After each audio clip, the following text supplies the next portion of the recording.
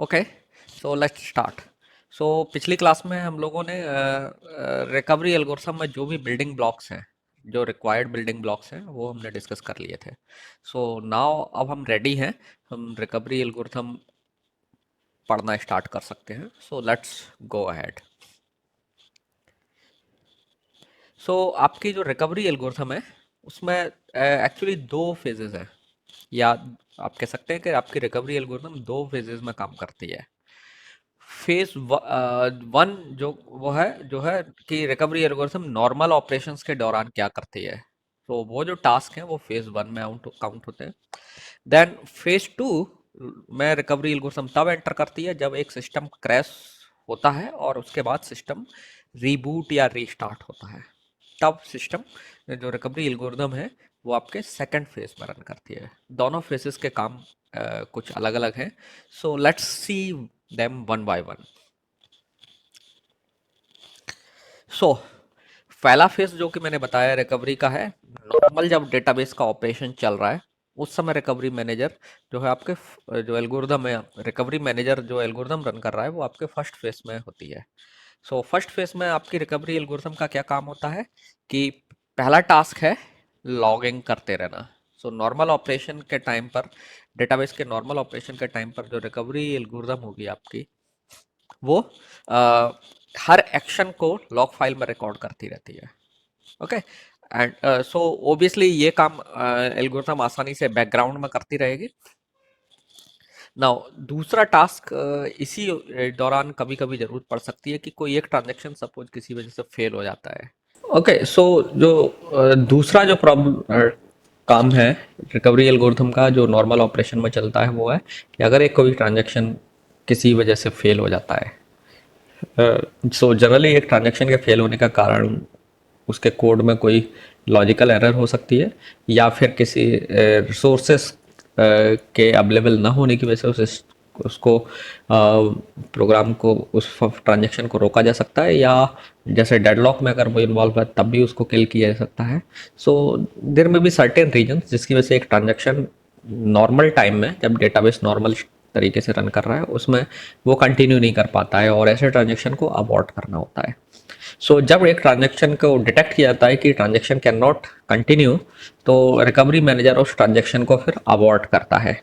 Now abort करते समय recovery manager को क्या करना होता है कि उस ट्रांजेक्शन ने जो भी पार्शियल मॉडिफिकेशन किए हैं उनको अंडू किया जाए। ओके, सो रिकवरी मैनेजर का नॉर्मल ऑपरेशन में काम यही है कि ऐसे ट्रांजेक्शन्स जो किसी वजह से फेल हो गए हैं उनको अबॉर्ट करके लॉग रिकॉर्ड में उनकी एंट्री कर दी जाए। Okay, so let's C in detail कि अगर एक ट्रांजेक्शन के बारे में पता चलता है, लेट्स से ट्रांजेक्शन वो टीआई है, और रिकवरी मैनेजर को पता चलता है कि ये ट्रांजेक्शन किसी वजह से आगे कंटिन्यू नहीं कर सकता है और इसको अबॉर्ट करना है। ओके, सो रिकवरी मैनेजर क्या करेगा कि आपकी जो लॉग फाइल है उसको बैकवर्ड जो है स्कैन करेगा। So let me use some annotation so that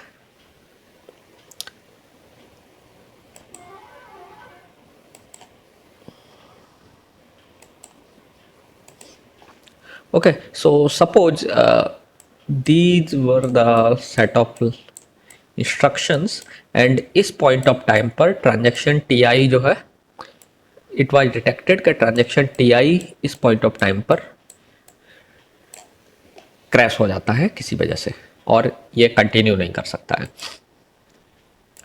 okay, so now recovery manager का काम क्या है कि अब इस आपके लॉग जो फाइल है उसको बैकवर्ड आप रिकवरी मैनेजर को स्कैन करना है। बैकवर्ड क्यों बैकवर्ड करना है? क्योंकि हो सकता है किसी पॉइंट ऑफ टाइम पर, लेट्स अज्यूम यहाँ पर टी आई स्टार्ट हुआ था, so T I start log record यहाँ लिखा होगा, ठीक है। So I am talking about the log file, है ना। सो ये जो इंस्ट्रक्शंस है ये लॉग फाइल में है, याद रखना है आपको। So T I start will be written somewhere, let's assume this is the point where T I start is written, और दिस इज द पॉइंट जहाँ पे आपका ट्रांजेक्शन टी आई फेल हुआ है। सो अब रिकवरी मैनेजर का काम है इसे अंडू करना। तो अंडू करने के लिए रिकवरी मैनेजर क्या करेगा, बैकवर्ड जो है लॉग फाइल को स्कैन करेगा, और आपको मालूम है कि कोई अगर टी आई ने कोई भी मॉडिफिकेशन किया होगा तो उसका अपडेट लॉग रिकॉर्ड आपको इसी ड्यूरेशन में कहीं बीच में मिलेंगे। एक किया है मॉडिफिकेशन तो वो भी मिलेगा, या मल्टीपल मॉडिफिकेशंस किए हैं सो वो मॉडिफिकेशन भी यहाँ पर दिखाई देंगे। ओके, सो नाउ अब ट्रांजेक्शन को करना क्या है, बैकवर्ड जाना है। तो सबसे पहले लेट सपोज इस पॉइंट ऑफ टाइम पर उसे एक रिकॉर्ड इस तरीके से मिलता है T I X J V one V two. इसका मतलब क्या है, ट्रांजेक्शन टी आई ने डेटा आइटम एक्स जे को मॉडिफाई किया है, उसकी जो मॉडिफिकेशन से पहले वैल्यू वी वन थी और मॉडिफिकेशन के बाद वैल्यू वी टू हो गई है। सो अब इसको क्या करना है, इस ऑपरेशन को आपको अंडू करना है। ये जो मॉडिफिकेशन कर दिया गया था इसे आपको रिवर्ट करना है, अंडू करना है। सो इसके लिए वो आपका रिकवरी मैनेजर क्या करेगा कि एक्सजे की जो वैल्यू है उसमें v1 राइट कर देगा। ओके, सो जो भी v2 अगर था तो उसकी जगह पे वापस से v1 राइट कर दिया जाएगा। ओके, सो इससे क्या होगा, आपकी जो ओरिजिनल वैल्यू है ट्रांजेक्शन एग्जीक्यूशन से पहले जो थी वो रिस्टोर हो जाएगी। ओके, एंड इसके बाद इस एक्शन अगेन ये भी एक एक्शन परफॉर्म होगा। सो इस एक्शन को भी रिकॉर्ड करने की जरूरत है रिकवरी मैनेजर को। सो रिकवरी मैनेजर क्या करेगा, मैं कंपेंसेटरी लॉग रिकॉर्ड भी लिखेगा। सो वो लॉग रिकॉर्ड होगा कुछ इस तरीके से, यहाँ पर T I X J and v1 old value. ठीक है, सो ये जो लॉग रिकॉर्ड लिखा जाता है जब अबॉर्ट कर रहे हैं तब लॉग फाइल में, तो इस लॉग रिकॉर्ड को हम कंपेंसेशन लॉग रिकॉर्ड बोलते हैं।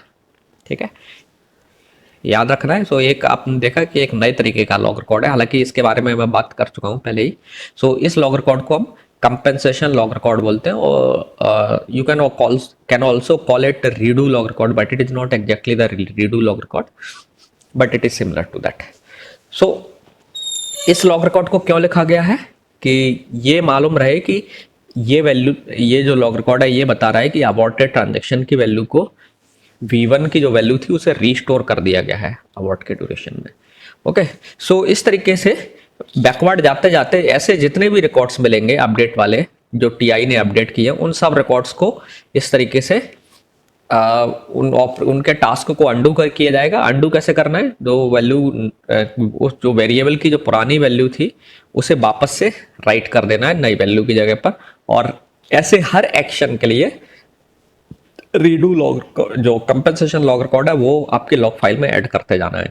और ऑब्वियसली एक पॉइंट ऑफ टाइम पर जब आप बैकवर्ड जाएंगे so ultimately you will reach at this point. So इस पॉइंट जहां पर आपको टीआई स्टार्ट नाम का रिकॉर्ड दिखाई देता है, सो ये है आपका इस एक्शन का टर्मिनेशन पॉइंट। ये जो एक्शन प्रोसीड कर रही थी एल्गोरिथम, इस जगह पर रुक जाना है। सो जैसे ही टीआई स्टार्ट मिलता है एल्गोरिथम जो है रुक जाएगी, क्योंकि अब ट्रांजैक्शन के अबॉर्ट होने का काम पूरा लगभग हो गया है। सिर्फ एक काम बचा है, वो है आखिर में जाकर के एक अबॉर्ट रिकॉर्ड भी ऐड करना पड़ेगा लॉग फाइल में। सो ये एक्शन इंडिकेट करेगा कि ट्रांजैक्शन टीआई को सक्सेसफुली अबॉर्ट कर दिया गया है। ठीक है, सो टीआई अबॉर्ट।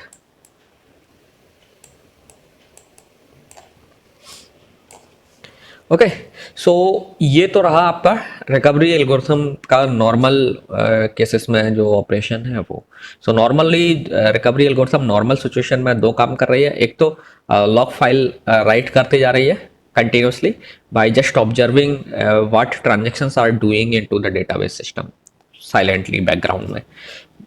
ना दूसरा काम ये कर रही है कि अगर कोई भी ट्रांजैक्शन नॉर्मल ऑपरेशन के दौरान फेल होता है, ध्यान रखना ये ट्रांजैक्शन का फेलियर ट्रांजैक्शन के किसी ऑपरेशन की वजह से है, ना कि किसी फेलियर की वजह से। ना तो डिस्क फेल हुई है, ना सिस्टम फेल हुआ है, ना और कोई टाइप का फेलियर है।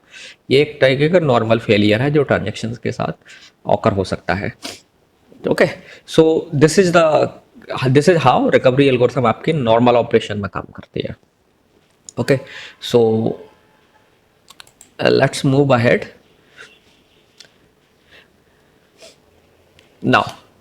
नाउ लेट्स सी कि आपकी रिकवरी एल्गोरिथम जो है जब रिकवरी होती है, दैट मीन्स रिकवरी का मतलब एक से बार सिस्टम क्रैश होकर हुआ और उसके बाद सिस्टम रीबूट हो गया। रीबूट मतलब आपने क्रैश से क्रैश जो भी क्रैश का रीजन था उसे आपने रिजॉल्व कर दिया। अगर मान लीजिए हार्डवेयर फेल हुआ है तो आपने उसको करेक्ट कर दिया है, या सॉफ्टवेयर फेलियर हुआ था उसको आपने ठीक कर लिया है, एंड नाउ आपका डेटाबेस रीस्टार्ट हो रहा है। ओके। नाउ जब आपका डेटाबेस रीस्टार्ट हो रहा है तो ऑब्वियसली हो सकता है कि रिकवर जो सडन फेलियर हुआ था उसकी वजह से डेटाबेस इनकंसिस्टेंट स्टेट में चला गया हो। तो अब रिकवरी मैनेजर का काम क्या है कि उसको कंसिस्टेंट स्टेट में लेके आना। ओके, सो नाउ जब भी सिस्टम रीस्टार्ट होता है तो रिकवरी मैनेजर चार्ज ले लेता है। नाउ रिकवरी मैनेजर की रिस्पॉन्सिबिलिटी है सबसे पहले ये डिसाइड करना कि ये जो रीबूट हुआ है सिस्टम का या दोबारा से सिस्टम रीस्टार्ट हुआ ये किस वजह से हुआ है। इसका एक रीजन नॉर्मली भी हो सकता है, आपने नॉर्मली ही सिस्टम को ऐसे ही किसी वजह से डाउन किया था मेंटेनेंस के लिए, कोई इनकंसिस्टेंसी नहीं थी और उस समय आपने सिस्टम को रीबूट किया है। एक तो नॉर्मल रीबूट है जिसमें जो जिसके पीछे क्रैश कोई रीजन नहीं है। दूसरा हो सकता है एक्चुअली क्रैश की वजह से सिस्टम जो ना डाउन हुआ था, अब आप उसको वापस अप कर रहे हैं। तो लॉग फाइल से आसानी से रिकवरी मैनेजर पता लगा सकता है ऑब्जेक्ट देख करके कि ये क्रैश हुआ था या नॉर्मल है। So we will not going to this detail कि रिकवरी मैनेजर एक्चुअली कैसे डिटरमाइन करता है कि जो रीबूट हो रहा है वो एक नॉर्मल रीबूट था या क्रैश के बाद एक रीबूट है। ओके, सो लेट्स अज्यूम कि रिकवरी मैनेजर नोज के ये जो सिस्टम का रीबूट हुआ है वो किसी क्रैश के बाद हुआ है। ओके, सो जैसे ही सिस्टम रिकवर होता है फेलियर से, सो रिकवरी मैनेजर ने चार्ज अपना ले लिया और रिकवरी मैनेजर का काम होगा अब सिस्टम को अपने एक रिसेंट कंसिस्टेंट स्टेट जो भी है वहां पर सिस्टम को रीस्टोर कर देना। ओके, सो इसके लिए सिस्टम रिकवरी मैनेजर को क्या करना होगा कि ऐसे ट्रांजेक्शन्स डिटेक्ट करने होंगे जो कमिट नहीं हो पाए थे किसी वजह से, सो दैट उन ट्रांजेक्शन्स को अबॉर्ट किया जा सके, क्योंकि वो अनकमिटेड ट्रांजेक्शन है तो ऑब्वियसली उनके मॉडिफिकेशंस की वजह से डेटाबेस इनकंसिस्टेंट स्टेट में हो सकता है चला जाए।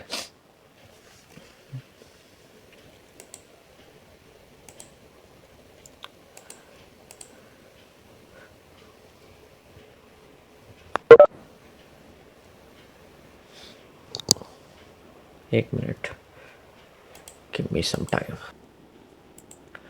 ओके, सो रिकवरी मैनेजर का काम क्या है कि आइडेंटिफाई करना कि कौन कौन से ट्रांजेक्शन्स से जो पार्शियली एग्जीक्यूट हो पाए थे उनको अंडू करना पड़ेगा ऑब्वियसली, क्योंकि वो कंप्लीटली एग्जीक्यूट नहीं हुए थे।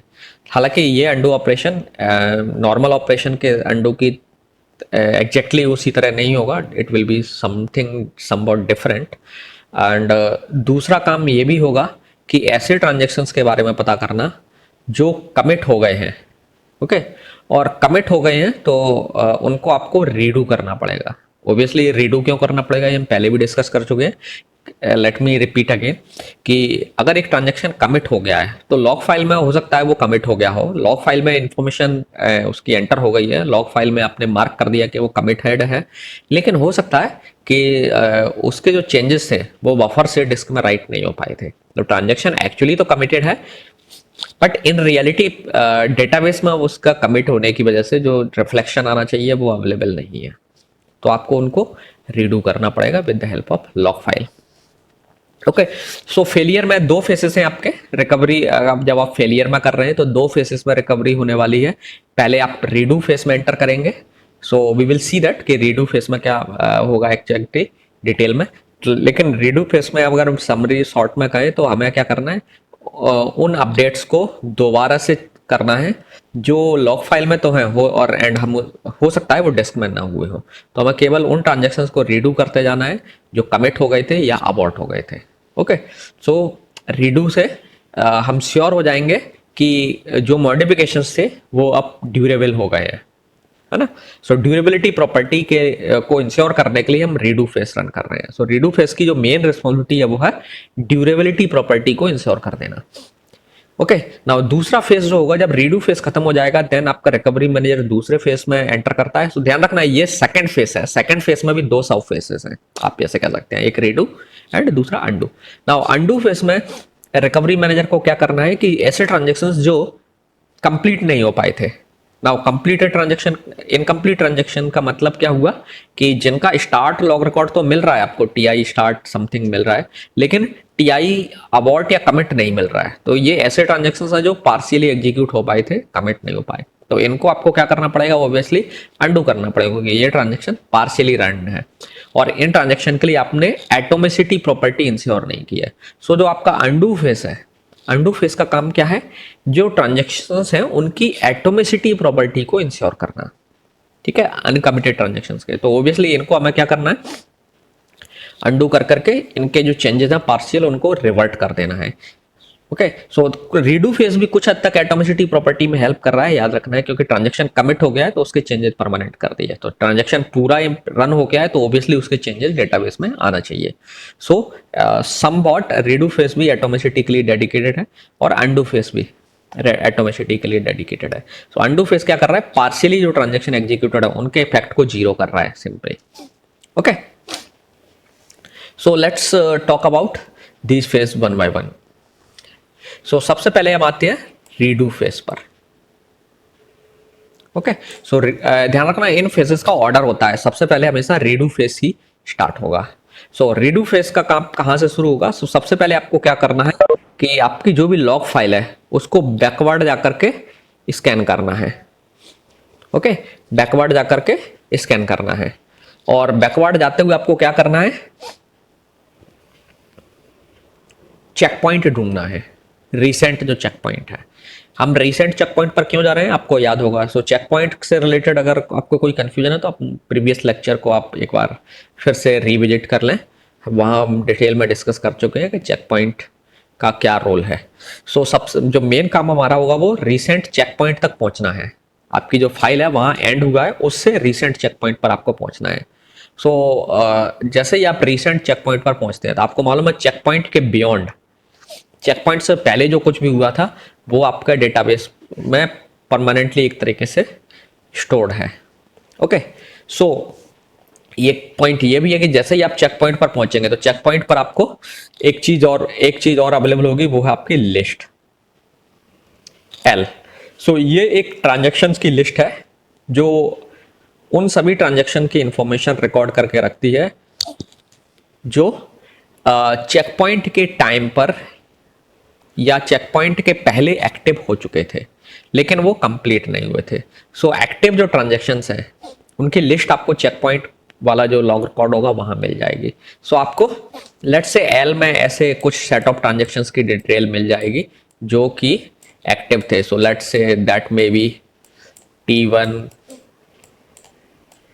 T2 and so on and Tk। सो हो सकता है चेक पॉइंट के टाइम पर के ट्रांजैक्शंस ऐसे थे जो कि एक्टिव थे, ठीक है।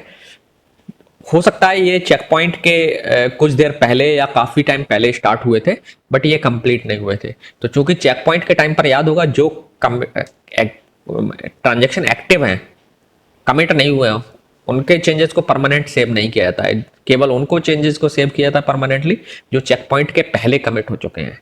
ओके, सो ये सेट ऑफ ट्रांजैक्शंस ऐसे हैं जो चेक पॉइंट जब बनाया गया था उस समय ये ट्रांजैक्शंस एक्टिव थे। ओके, सो हो सकता है इनके चेंजेस डेटाबेस में ना रिफ्लेक्ट हो। सो नाउ चेक पॉइंट के टाइम पर सो लेट्स से कि इस तरीके से आपके लॉग फाइल्स में लॉग रिकॉर्ड्स थे और ये जो पॉइंट है यहाँ पर आपका चेक पॉइंट सी लिखा हुआ है और उसमें एल ये लिस्ट थी। ओके, इसके बाद let me change the colours to mark the modifications after check point. So check point के बाद कुछ ट्रांजैक्शंस एग्जीक्यूट हुए थे और लेट्स से इस तरीके से सब कुछ ठीक चल रहा था एंड एक पॉइंट जो है यहाँ पर सिस्टम क्रैश हो गया। सो ये जो पॉइंट है ये आपके सिस्टम क्रैश का पॉइंट है। So I am writing cross here. Okay, so ये पॉइंट है चेक पॉइंट का, ये वाला, ठीक है, और यहां से चेक पॉइंट के बाद एग्जीक्यूशन स्टार्ट हुआ और इस पॉइंट पर जाकर के आपका सिस्टम क्रैश हो गया। ओके, नाउ चेक पॉइंट के टाइम पर आपको मालूम है कि ये ट्रांजैक्शंस एक्टिव थे, तो हो सकता है इनमें से ये जो ट्रांजैक्शंस हैं आगे जाकर के कुछ कमिट हो गए होंगे, हो सकता है कुछ अबॉर्ट भी हुए हो या फिर वो एक्टिव थे और इस क्रैश की वजह से इनमें से कुछ ट्रांजैक्शंस ऐसे थे जो ना तो कमिट हो पाए ना अबॉर्ट हो पाए। सिमिलरली कुछ पॉसिबिलिटी ये भी हो सकती है चेक पॉइंट के बाद कुछ ट्रांजैक्शन स्टार्ट हुए, वो इस लिस्ट में मेंशन नहीं होंगे। ओके, सो देयर में बी सर्टेन ट्रांजैक्शंस जो चेक पॉइंट के बाद स्टार्ट हुए, इस पॉइंट के बाद एक्टिव स्टेट में आए, स्टार्ट हुए, हो सकता है कमिट भी हो गए हो सकता है किसी वजह से अबॉर्ट हुए हो, और हो सकता है कुछ भी नहीं हुआ था और क्रैश के टाइम पर वो इनकम्प्लीट रह गए। सो चेक पॉइंट के टाइम को एक्टिव ट्रांजेक्शन की तो आपके पास लिस्ट मिल गई, लेकिन कुछ ट्रांजेक्शन जो बाद में एक्टिव हुए थे और उनके साथ क्या हुआ रिकवरी के टाइम पर आपको नहीं पता है, लेकिन लॉग फाइल्स आप देखेंगे तो आप जान जाएंगे। सो अगला काम क्या है? सबसे पहला काम हमारा क्या होगा? चेक पॉइंट तक पहुंच गए, चेक पॉइंट के बाद हमने ये ट्रांजेक्शन्स की लिस्ट ले ली। नाउ इसके बाद अब हम इस तरीके से जो आपका रिकवरी मैनेजर है आगे की तरफ स्कैन करता चला जाएगा ऐसे, और स्कैन करते समय उसका काम क्या होगा कि जब भी एक ट्रांजेक्शन आपको मिलता है जिसने कोई मॉडिफिकेशन किया है, तो दैट मीन्स इस तरीके का आपको एक रिकॉर्ड मिलता है।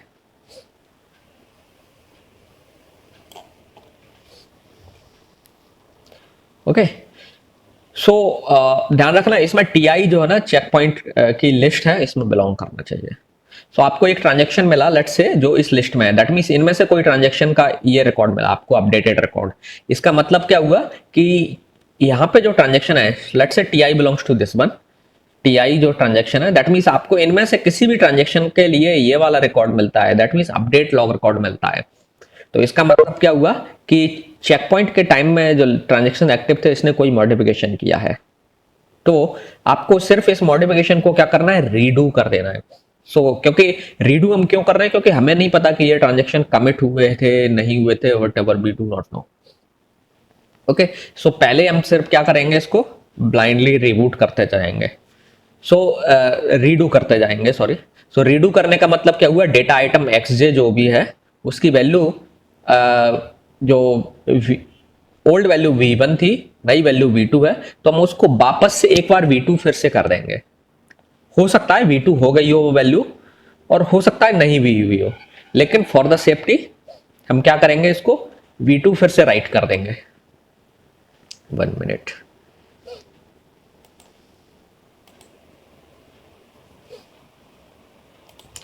ओके, सो इससे क्या होगा कि आप श्योर हो जाएंगे कि जो मॉडिफिकेशन इस ट्रांजेक्शन ने किया था वो रिफ्लेक्ट हो डेटाबेस में।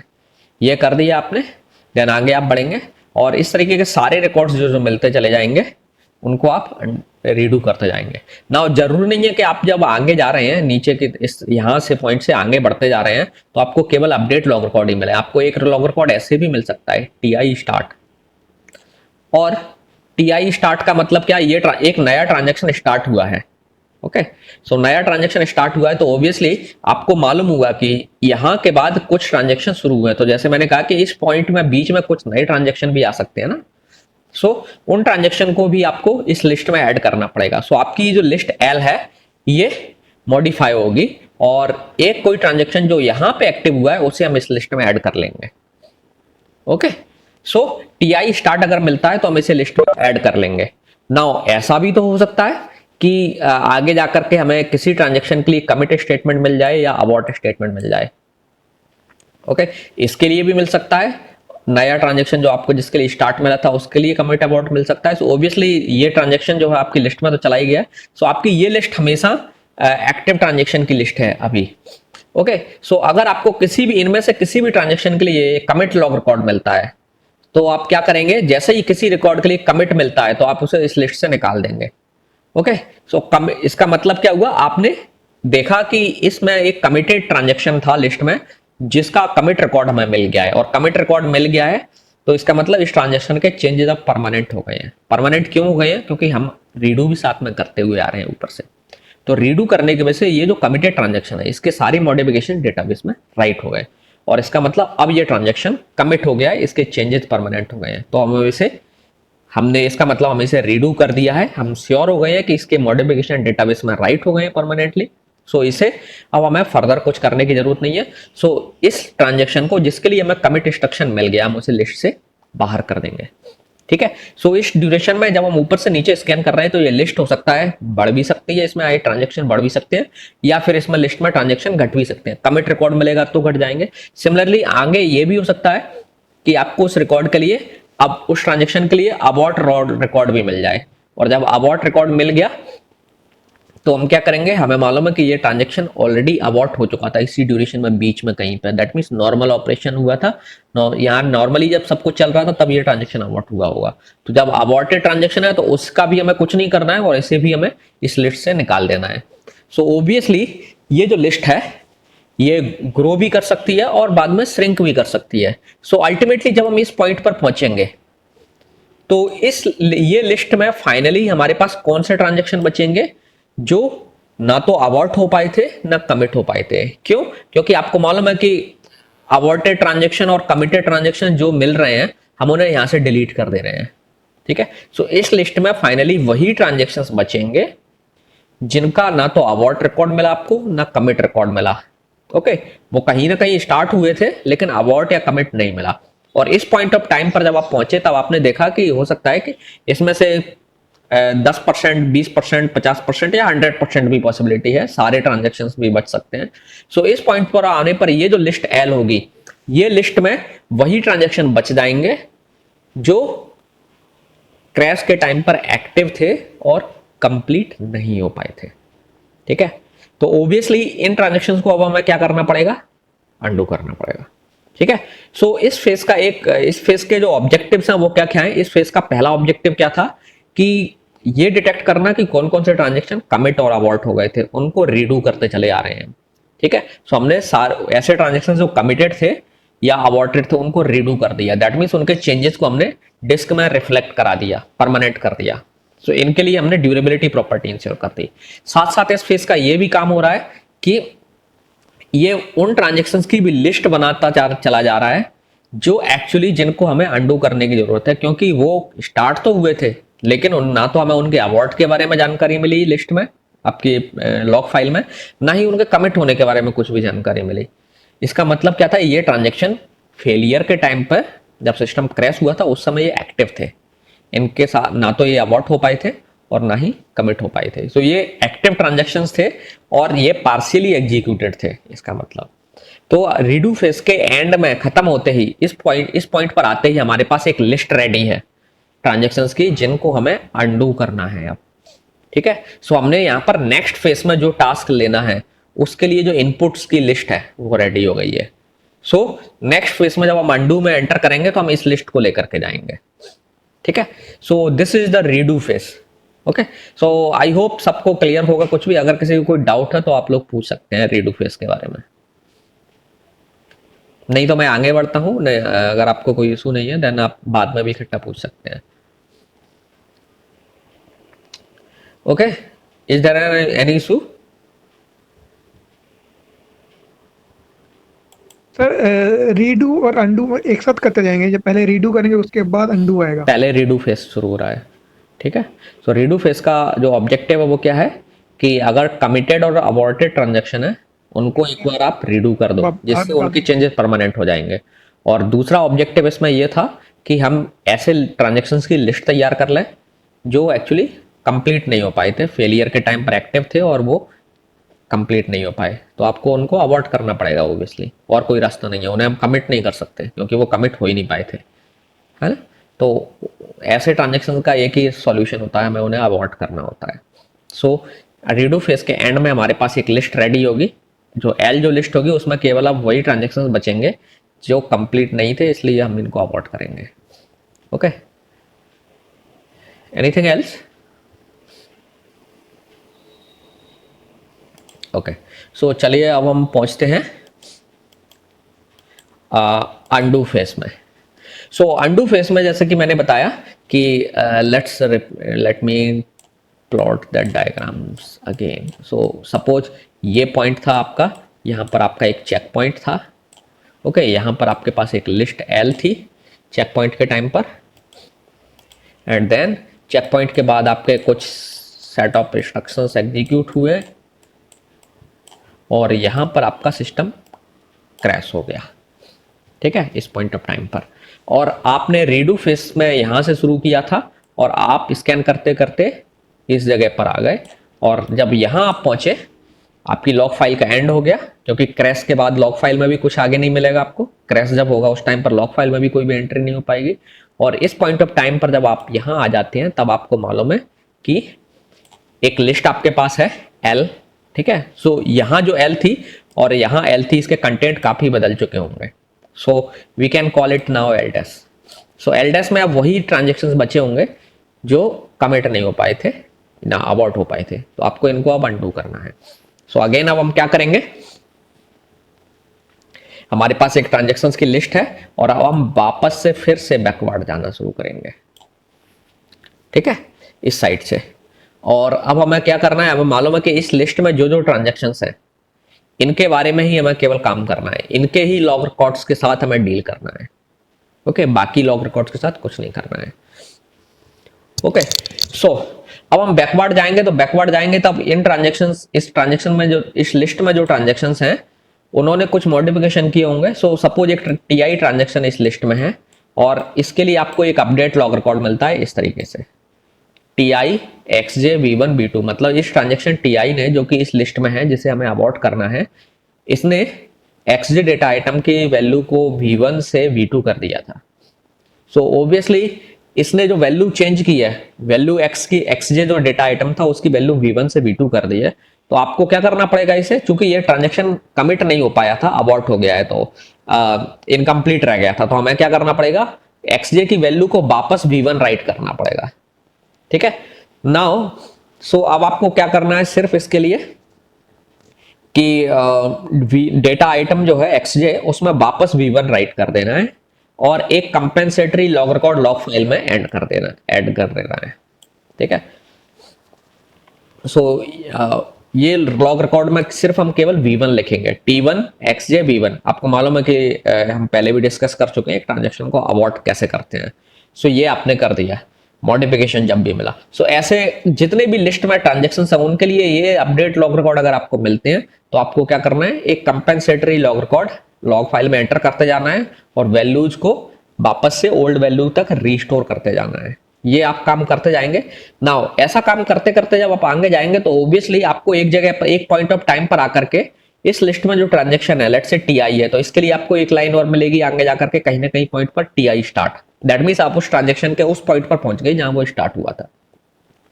सो जैसे ही टीआई स्टार्ट आपको मिलता है, आपका क्या काम, अब आपको दो काम करने हैं। पहला कि अब आपको मालूम है कि टीआई स्टार्ट तक हम पहुंच गए और हमने सारे उसके मॉडिफिकेशंस को रिवर्ट कर दिया है, कंपेंसेटरी लॉग रिकॉर्ड भी लिख दिया है और मॉडिफिकेशन को वापस भी कर दिया है। तो इसका मतलब इस ट्रांजेक्शन को अब हमने अबॉर्ट कर दिया, स्टार्ट मिल गया, मतलब इसके आगे अब इसके लिए कोई भी अपडेट रिकॉर्ड तो नहीं मिलेगा स्टार्ट होने से पहले, है ना। स्टार्ट के बाद ही तो ट्रांजेक्शन कोई भी मॉडिफिकेशन करता है, तो start is the end point for that transaction. So अब हमें जब उस ट्रांजेक्शन का स्टार्ट पॉइंट मिल गया तो हमें इसी पॉइंट पर इस ट्रांजेक्शन को लिस्ट से निकाल देना है। ये जो लिस्ट है एल डैश, सो टीआई इस लिस्ट से बाहर कर दिया जाएगा, सॉरी, ठीक है।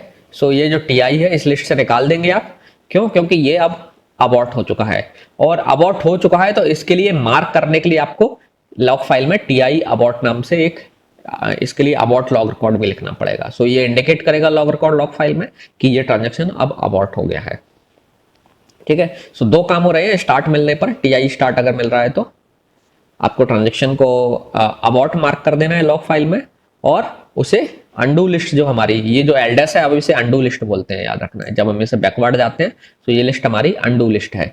सो इस अंडू लिस्ट में से इसको निकाल देना है क्योंकि हमने इसे अंडू कर दिया है। सो जो जो ट्रांजेक्शन अंडू होते जाएंगे उन्हें निकाल देना है। और ट्रांजेक्शन अंडू कब होगा, पहला उसके आपके सारे मॉडिफिकेशंस को आपने रिवर्ट कर दिया है, कंपेंसेटरी लॉग रिकॉर्ड लिख दिया और जब उसके लिए स्टार्ट रिकॉर्ड मिलता है तो वो अंडू हो जाएगा, ठीक है। सो आप इस तरफ जाते जाएंगे और ऑब्वियसली इस पॉइंट ऑफ टाइम पे,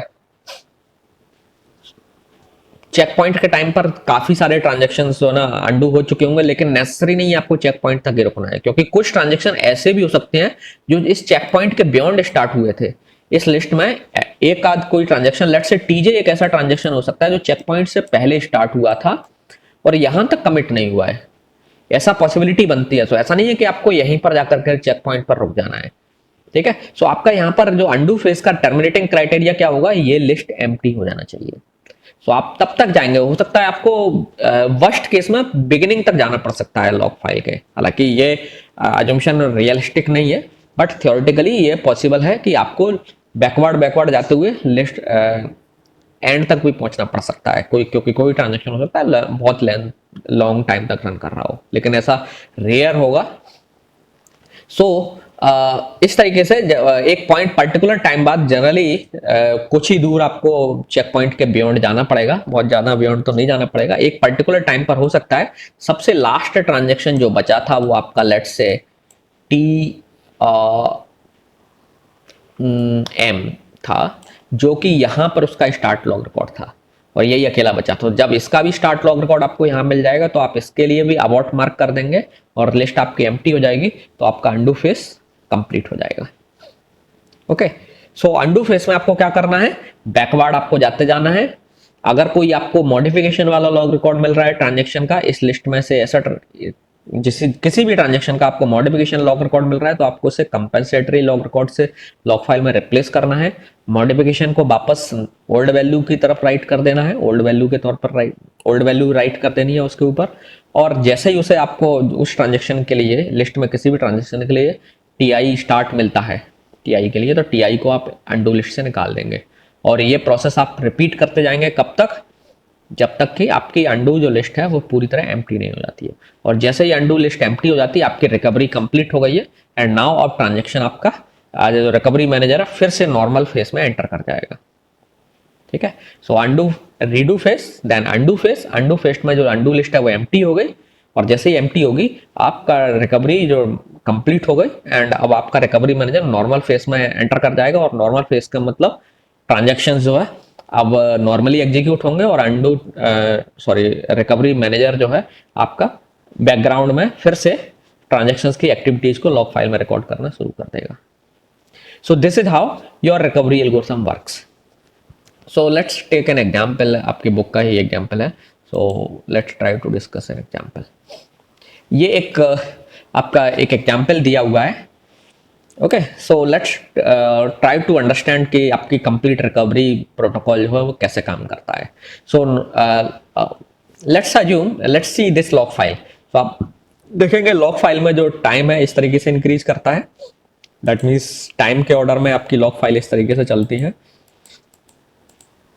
सॉरी ऐसे इंक्रीज करेगी, क्रोनोलॉजिकल ऑर्डर में एंट्री होती है लॉग फाइल में। सो लेट्स से यहाँ this is the starting point of your log file. So एक ट्रांजेक्शन T0 स्टार्ट हुआ, देन T0 ने B की वैल्यू को, जो कि वैल्यू 2000 थी, उसे 2050 किया।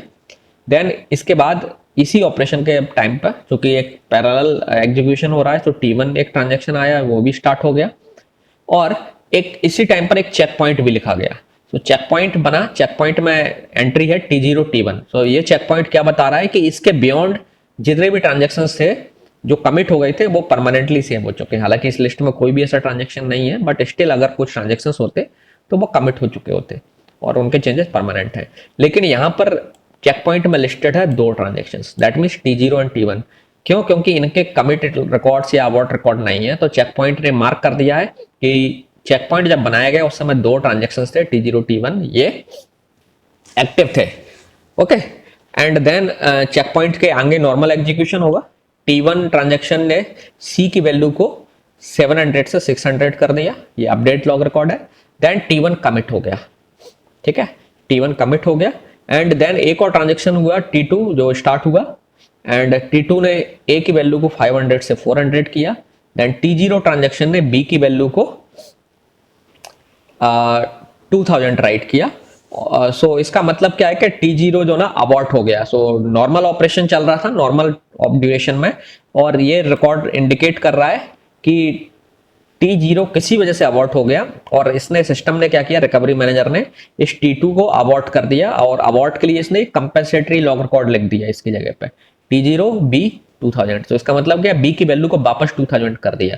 आपने देखा होगा ये T0 ने B की वैल्यू को 2050 किया था, तो नॉर्मल ऑपरेशन के दौरान रोल बैक हुआ इसका और ये कंपेंसेटरी लॉग रिकॉर्ड लिख दिया रिकवरी मैनेजर ने। ध्यान रखना अभी फेलियर नहीं हुआ है, एक केवल सिंपली ट्रांजेक्शन फेल हुआ है नॉर्मल ऑपरेशन में, ठीक है, क्रैश नहीं है ये। सो एक कंपेंसेटरी लॉग रिकॉर्ड लिखा है जिसमें B की वैल्यू को वापस 2000 कर दिया है और एंट्री कर दी गई T0 अबॉर्ट की, ठीक है। इसके बाद सब कुछ नॉर्मली चल रहा है। सो मान लेते हैं हम लोग यहाँ पे सिस्टम क्रैश हुआ। So let's point assume that कि ये जो पॉइंट है यहाँ पर सिस्टम क्रैश हो चुका है। ओके, सो सिस्टम क्रैश हुआ होगा तो अब क्या होगा, सिस्टम रीस्टार्ट होगा और रिकवरी मैनेजर क्या करेगा, एग्जीक्यूट होना शुरू करेगा और रिकवरी मैनेजर डिटेक्ट करेगा कि एक क्रैश हुआ है और सिस्टम क्रैश के बाद रिस्टार्ट हुआ है। तो रिकवरी मैनेजर का क्या काम है, अब रिकवरी मैनेजर जो है आपके रिकवरी फेस में एंटर करेगा और रिकवरी फेस में आपको मालूम है दो काम करता है वो। सो पहला काम होगा रीडू फेस में जाना, फिर दूसरा काम होगा अंडू फेस में जाना। ओके, सो जैसा कि मैंने आपको बताया था, रीडू फेस में जाने से पहले रिकवरी मैनेजर क्या करता है, नियरेस्ट चेक पॉइंट जो है ना, रिसेंट चेक पॉइंट, वहां जाता है। सो रिसेंट चेक पॉइंट आपको यहां मिलेगा, आप देख सकते हैं रीडू फेस इस जगह पे मार्क किया गया है। सो रिसेंट चेक पॉइंट यहाँ है और रीडू फेस में इसके पास दो ट्रांजेक्शन की लिस्ट है, T0 एंड T1। सो ये इंडिकेट कर रही है कि ये ट्रांजेक्शन T0 और T1 चेक पॉइंट के टाइम पर एक्टिव थे। चेक पॉइंट के टाइम पर इनका स्टेटस नहीं पता, ये एग्जीक्यूट कंप्लीटली हो गए थे, कमिट हो गए थे, नहीं हुआ था कमिट, अबॉर्ट हुआ था या नहीं हुआ था, कोई नॉलेज नहीं होगी इस टाइम पर। लेकिन ऑब्वियसली आप चेक पॉइंट के बाद रीडू फेस में ट्रांजैक्शन जो आपका रिकवरी मैनेजर है ये क्या करेगा, प्रोसीड करेगा, लॉग फाइल में आगे से पढ़ना शुरू करेगा और रीडू करता जाएगा। सो इसको सबसे पहले एक रिकॉर्ड मिलता है T1 के लिए, सो रीडू करना है इसको। सो रीडू करने के लिए क्या करेगा, C की वैल्यू को वापस से 600 राइट कर देगा, क्योंकि हो सकता है ये अज्यूम करके चल रहा है रिकवरी मैनेजर कि ये वैल्यू डिस्क में हो सकता है नहीं लिखी गई हो। लिखी गई है तो कोई बात नहीं है, लिखी नहीं गई होगी तो फिर से लिख देगा। जो नई वैल्यू है उसे वापस से राइट कर देना है। ठीक है, 700 हम क्यों नहीं लिख रहे हैं, 600 क्यों लिख रहे हैं, क्योंकि अभी हम मान के चल रहे हैं कि ट्रांजेक्शन हो सकता है आगे जाकर के हमें कमिटेड मिले, तो इसलिए हमने वापस 600 राइट कर दिया है, रीडू कर दिया। इसके बाद आपने देखा T1 कमिट है। सो रिकवरी मैनेजर को रीडू फेस में पता चला कि T1 ट्रांजैक्शन कमिट हो चुका है। तो कमिट हो गया तो ऑब्वियसली अच्छी बात है, आपने उसे फॉर्मली कमिट कराई दिया, 600 जो वैल्यू थी उसे आपने फिर से राइट करवाई दिया है, तो परमानेंट हो गया 600। और चूंकि आपको मालूम हो गया कि ये ट्रांजेक्शन T1 जो था ये कमिट हो चुका है, तो अब इसे लिस्ट में रखने का कोई फायदा नहीं है ना। सो इसको लिस्ट से निकाल दिया जाएगा। सो इस पॉइंट ऑफ टाइम पर लिस्ट में फिर एक ही ट्रांजेक्शन बचेगा T0, है ना, और रिकवरी मैनेजर आगे बढ़ेगा T0 के साथ में लेकर के, क्योंकि T1 तो कमिट हो चुका है, तो T1 को अब लिस्ट में रखने का कोई फायदा नहीं है, आपने उसे कमिट कर दिया है। ओके, इसके बाद आप आगे बढ़े तो कमिट के बाद आपको मिला T2 स्टार्ट। सो T2 स्टार्ट का मतलब एक नया ट्रांजेक्शन स्टार्ट हुआ है। सो इस लिस्ट में एक और नया ट्रांजेक्शन ऐड करने की जरूरत पड़ेगी। सो रिकवरी मैनेजर क्या करेगा, एक नया ट्रांजेक्शन T2 इस लिस्ट में ऐड कर लिया। ओके, सो ये लिस्ट ग्रो कर गई आपकी, T2 स्टार्ट मिला और फिर आपको सो T2 इस लिस्ट में आपने ऐड कर दिया। आगे देखा T2A 500 400। सो एक ये अपडेट लॉग रिकॉर्ड है, तो अपडेट लॉग रिकॉर्ड में आपको क्या करना है, ये इंश्योर कर देना है कि 400 वैल्यू डेटाबेस में लिखी है कि नहीं लिखी है, नई वैल्यू। सो आपने 400 को फिर से डिस्क में राइट कर दिया। ओके, T2 के बारे में। देन आपने देखा T0B 200, तो एक ये रीडू लॉग रिकॉर्ड है, आपने बी की वैल्यू को फिर से वापस 2000 कर दिया। इससे कोई प्रॉब्लम नहीं होने वाली है, 2000 थी तो 2000 रहेगी, आपने फिर से लिख दिया, नहीं थी तो 2000 हो जाएगी। ये कंपेंसेटरी लॉग रिकॉर्ड है एक्चुअली। फिर आपने देखा T0 अबॉर्ट, तो इसका मतलब T0 तो अबॉर्ट हो चुका है, आपको अबॉर्ट लॉग रिकॉर्ड मिल गया, तो आपको इसको कुछ नहीं करना है और इसे लिस्ट से निकाल देना है। T0 आपकी लिस्ट से बाहर हो गया। एंड इस जगह पर आकर के आपकी इस जगह पर क्रैश हुआ था, तो आप फाइल के एंड में आ गए, और फाइल के एंड में आ गए तो आपको एक ही ट्रांजैक्शन मिला T2 बचा हुआ, जिसको आपको क्या करना है, अंडू करना है। आपको मालूम है कि रीडू फेस के बाद जो लिस्ट बचती है, ये वो ट्रांजैक्शंस बचते हैं जिनका आपको ना तो अबॉर्ट रिकॉर्ड मिला ना ही कमिट रिकॉर्ड मिला। दैट मीन्स इनको हमें अब अंडू करना है। सो अंडू करने के लिए अब हम अंडू फेस में एंटर करते हैं। तो इस पॉइंट ऑफ टाइम पर हम वापस जाना शुरू करेंगे। जो आपका लाइन आप देख रहे हैं यहाँ से ऊपर को ड्रॉ की है, इसीलिए की है कि आप अब ऐसे वापस जाना शुरू करेंगे, और वापस जाना शुरू करेंगे तो आप क्या करेंगे, एक ही आपके पास ट्रांजैक्शन है T2। सो आपको T2 से रिकॉर्ड कोई भी रिकॉर्ड मिलेगा, आपको उसे हैंडल करना है। सो चूंकि T0 अबॉर्ट लिखा है, इससे हमें कोई मतलब नहीं है, क्योंकि लिस्ट में हमारे T2 है। T0B इससे भी कोई मतलब नहीं है, जैसे ये वाला रिकॉर्ड हमारे काम का है। सो ये रिकॉर्ड क्या है, एक अपडेट लॉग रिकॉर्ड है, और आपको मालूम है T2 को हमें अबॉर्ट करना है, तो हम अबॉर्ट करने के तरीके से काम करेंगे। सो आपको मालूम है कि ये लॉग रिकॉर्ड मिला है जिसमें ये इंडिकेट कर रहा है कि T2 ने A की वैल्यू को 500 से 400 किया है। तो आपको क्या करना है, अबॉर्ट जब करते हैं हम, तो नई वैल्यू की जगह पे पुरानी वैल्यू को वापस राइट करते हैं। सो हम क्या करेंगे, अब इसकी जगह पे पहले अब हम एक कंपेंसेटरी लॉग रिकॉर्ड एंटर कराएंगे डिस्क में, लॉग फाइल में। सो आपने एक लॉग फाइल में एक रिकॉर्ड एंटर करा दिया, लिख दिया, क्या लिखा, T2A500 आपने लिखा, मतलब ए की वैल्यू को मैं वापस 500 सेट कर देना है। आपने पहले लॉग रिकॉर्ड लिखा और ए की वैल्यू को अब आपने वापस 500 कर दिया, ठीक है। सो ये लॉग रिकॉर्ड ध्यान रखना, इसे हम लॉग फाइल से डिलीट नहीं कर रहे हैं, हम केवल इसकी जगह पे क्या कर रहे हैं, ये वाला लॉग रिकॉर्ड बाद में और अपेंड कर रहे हैं लॉग फाइल में, ठीक है। सो जरूरी नहीं हम साइमल्टेनियसली अपेंड करें, कहीं पहले लिख लेंगे, बाद में लिस्ट को ऐड, लॉग फाइल को ऐड कर देंगे। सो अभी हम हालांकि एजम्पशन लेके चल रहे हैं कि इमीडिएटली लॉग रिकॉर्ड लिखना है, सो हमने इमीडिएटली इसलिए एंटर कर दिया है। ओके, सो आपने ये लॉग रिकॉर्ड लिख दिया और ये log record compensatory log record है। ओके, और इसने इंश्योर कर दिया कि हमने ए की वैल्यू को इसकी वापस पुरानी वैल्यू में राइट कर दिया। ओके, और आगे बढ़ेंगे और हमें देखें, जैसे ही हमें T2 स्टार्ट मिलता है इस जगह पर हमें रुक जाना है, क्योंकि इसका मतलब क्या हो गया कि T2 को अब हमें अंडू करना है, क्योंकि इसके आगे कुछ नहीं है, अंडू हो जाएगा T2। सो आपने लिख, अंडू हो गया मतलब अबॉर्ट लॉग रिकॉर्ड लिख देना है। सो आपने T2 abort log record log file में एंटर कर दिया और इस पॉइंट ऑफ टाइम पर, क्योंकि यहाँ पर स्टार्ट आपको मिल गया T2 का, तो अब आपकी लिस्ट भी एम्प्टी हो गई है। सो T2 को एक्चुअली आप डिलीट कर दोगे, अब यहाँ से निकाल दोगे लिस्ट से T2 को, क्योंकि आपने इसको अबॉर्ट कर दिया है सक्सेसफुली। और जब T2 सक्सेसफुली अबॉर्ट हो गया और आपकी लिस्ट एम्प्टी हो गई, तो आपकी रिकवरी यहीं पर रुक जाएगी। आपको रिकवरी मैनेजर को अब आगे पीछे बैकवर्ड नहीं जाना है, और फिर वो यहाँ से दोबारा अब आगे नॉर्मल ऑपरेशन में एंटर कर जाएगा और अब आप फिर से नॉर्मल लॉग फाइल में एंट्री करने लग जाएगा इस तरीके से। सो this is how the recovery manager works.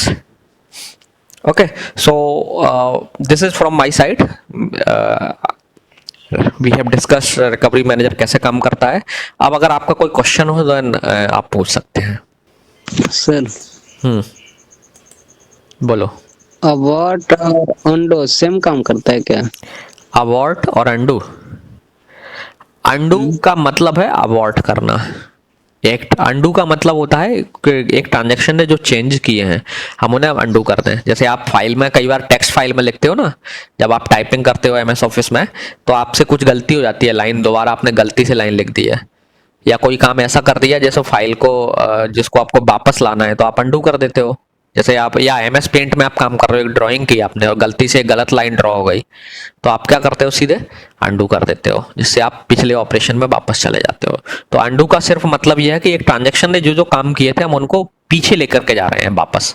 जैसे एक ट्रांजैक्शन ने एक वेरिएबल को 400 से राइट करके 500 कर दिया, तो आप अंडू में क्या कर रहे हो, 500 से वापस 400 कर दे रहे हो, ठीक है। तो अब अबॉर्ट कब होता है ट्रांजैक्शन, जब उसने जो जो मॉडिफिकेशन किए थे, बदलाव किए थे डेटा में, वो आपने वापस सारे वापस ओरिजिनल वैल्यू में लेकर के आ गए। सो जैसे उसने 4 वेरिएबल्स की वैल्यू को बदला, लेट से ए की वैल्यू, एक मॉड ट्रांजैक्शन था, उसने ए की वैल्यू को 500 जो थी उसे 400 कर दिया। ये 1 मिनट। और लेट से वेरिएबल बी था, उसकी वैल्यू को 600 से ले जाकर के 700 कर दिया, है ना। एक आइटम सी था, उसकी वैल्यू को उसने 1000 से बढ़ा करके 1150 कर दिया। मान लो इसने ये 3 काम किए थे ट्रांजैक्शन ने, तो अंडू करने का मतलब क्या हुआ, हमने 1150 जो वैल्यू की थी उसने, हमने वापस उसे 1000 कर दिया। तो ये हो गया एक काम को हमने उसके अंडू किया है। उसने 3 चेंजेस किए हैं, ध्यान रखना। अभी एक चेंज को अंडू किया है, फिर आपने क्या किया, इसको भी अंडू कर दिया, मतलब 700 से वापस 600 लिख दिया, और इसको अंडू करने का मतलब 400 से वापस 500 कर दिया। सो अंडू का मतलब क्या है, उसने जो चेंज किए थे वेरिएबल में, हमने सबको एक एक करके उनकी ओरिजिनल वैल्यू में ले आए, और जब सारा हमने वैल्यू वेरिएबल्स को ओरिजिनल वैल्यू में वापस स्टोर कर दिया, तो हम कहेंगे हमने इस ट्रांजैक्शन को अबॉर्ट कर दिया, ठीक है। जब हमने उसके चेंजेस को वापस ले आए और लॉग फाइल में एंटर हमने ये इन्फॉर्म कर दिया अबॉर्ट लॉग रिकॉर्ड लिख के कि हमने इसके चेंजेस को वापस कर दिया है, तो हम कहेंगे कि ट्रांजैक्शन अब अबॉर्ट हो गया। ओके, सो अंडू और अबॉर्ट का मतलब, अबॉर्ट में डिफरेंस है। अंडू एक सिंगल ऑपरेशन को वापस करना है, जैसे एक अंडू आपने यहां किया, ये एक अंडू ऑपरेशन, ये एक अंडू ऑपरेशन, ये एक अंडू ऑपरेशन। सो जब आपने सारे चेंजेस को अंडू कर दिया, तो हम कहते हैं और लॉग रिकॉर्ड भी लिख दिया लॉग फाइल में अबॉर्ट वाला, तो हम कहेंगे अभी ये ट्रांजेक्शन अबॉर्ट हो गया। कभी कभी हम सिंपल टर्म में उसे अंडू भी बोल देते हैं कि हमने इस ट्रांजेक्शन के चेंजेस को अंडू कर दिया। सो चेंजेस का अंडू करने का मतलब है हमने उसके सारे जो मॉडिफिकेशन उसने किए थे उनको वापस कर दिया, है ना, उनको वापस से मॉडिफिकेशन को रीस्टोर कर दिया। सो हम कहेंगे हमने ट्रांजेक्शन को अंडू कर दिया। सो माइनर मॉडिफिकेशन, माइनर डिफरेंसेस है अंडू करने का मतलब। अंडू नॉन टेक्निकल टर्म है, हम कहते हैं ट्रांजेक्शन अबॉर्ट कर दिया। ठीक है, अंडू हम उसके मॉडिफिकेशंस को रिपीट रिवर्स करने के लिए हम एक्चुअली अंडू टर्म इस्तेमाल करते हैं। ठीक है, अंडू का मतलब अबॉर्ट नहीं होता है। Okay, anything else? See you letter.